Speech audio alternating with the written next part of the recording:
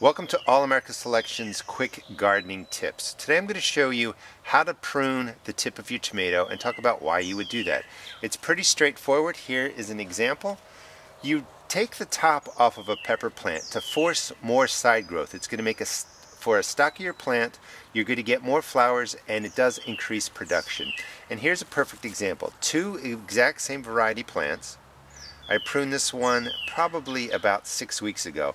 And to do it, you simply go to the growing tip of your pepper and you remove it.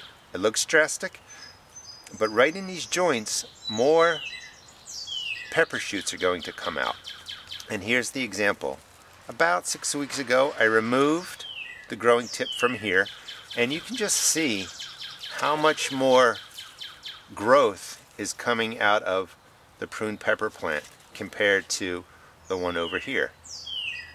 And again, you take the tip off, it forces side shoot growth, you get a stockier plant with more flower production and more fruit production. And you can see the difference.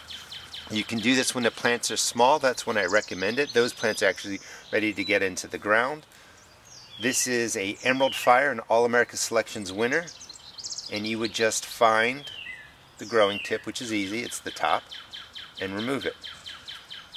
And the side shoots will produce at a greater rate when compared to a pepper plant that has not been topped. And I recommend you experiment. Pinch off a couple of the growing tips on your pepper plants in your garden. See if you like the results.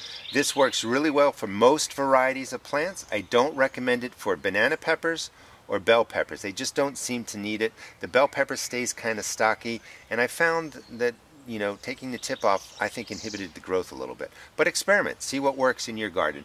Please check out our YouTube channel, All America Selections, Flower and Vegetables. Thanks for watching.